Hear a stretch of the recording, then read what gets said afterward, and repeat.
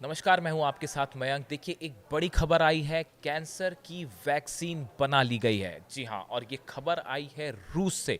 ये बात सामने आई है कि रूस ने एक ऐसी वैक्सीन तैयार की है जो कैंसर का इलाज करने में मदद करेगी, कैंसर को रोकने में मदद करेगी। देखिए, ये जो रिपोर्ट सामने आई है, इसमें ये कहा जा रहा है कि जो वैक्सीन डेवलप की है रूस ने, ये कैंसर को का इलाज करने में बेहद कारगर साबित होगी। इस तरह के दावे किए जा रहे हैं। देखिए, रूस के स्वास्थ्य मंत्रालय के रेडियोलॉजी मेडिकल रिसर्च सेंटर के जो डायरेक्टर हैं, एंट्री काप्रिन, उन्होंने कहा है कि रूस ने कैंसर के खिलाफ अपनी खुद की mRNA वैक्सीन विकसित की है। और जो गमाटा national research center for epidemiology हैं एंड माइक्रोबायोलॉजी के जो डायरेक्टर हैं, एलेक्जेंडर गिन्सबर्ग, उन्होंने कहा है कि कैंसर वैक्सीन की प्री क्लिनिकल ट्रायल में बात सामने आई है कि यह कैंसर के विकास और उसके फैलाव को रोकती है।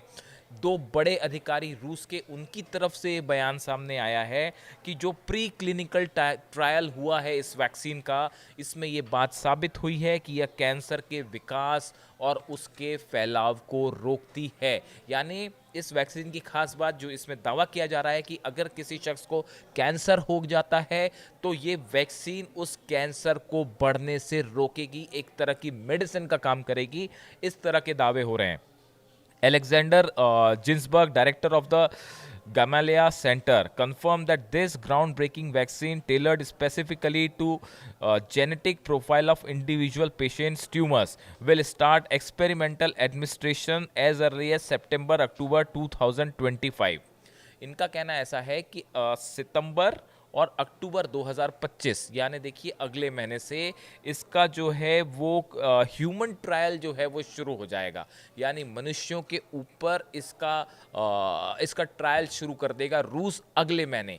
ये एक बहुत बड़ी घटना मानी जा रही है कैंसर के इलाज के लिए, कैंसर के रोकथाम के लिए। अगर ये मेडिसिन ह्यूमन ट्रायल में पूरी तरह से सफल होती है, देखिए जब कोई वैक्सीन आती है सामने तो इसका कई स्टेजेस पे इसके ट्रायल होते हैं, अलग अलग ट्रायल होते हैं, क्लिनिकल ट्रायल्स होते हैं, उसके बाद ह्यूमन ट्रायल्स होते हैं। अगर ह्यूमन ट्रायल्स में ये वैक्सीन सफल और सक्सेसफुल पाई जाती है तो ये कैंसर के इलाज में अब तक का सबसे बड़ा क्रांतिकारी डेवलपमेंट होगा, उसका एक सॉल्यूशन खोजने की दिशा में। देखिए, अभी कीमोथेरेपी, रेडिएशन, इस तरह की जो चीज़ें होती हैं, इसके बड़े सारे साइड इफ़ेक्ट होते हैं।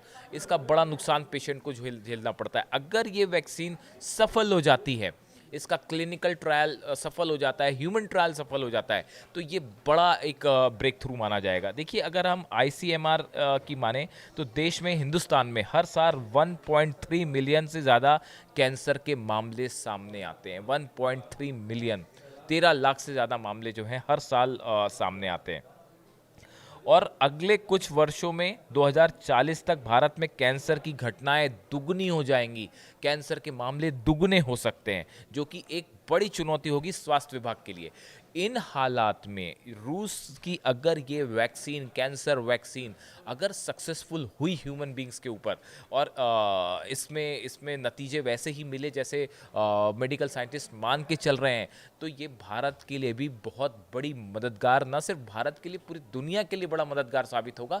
लेकिन भारत चूंकि रूस के साथ हमेशा से मेडिसिन का आदान प्रदान चल रहा होता है, और हमने देखा कि स्पुतनिक वैक्सीन जो है वो कोविड के समय भी भारत ने रूस से मंगवाई थी। तो इन हालात में ये वैक्सीन जल्दी ही भारत के लिए भी अवेलेबल कराई जा सकती है अगर ट्रायल सक्सेसफुल होता है और उसको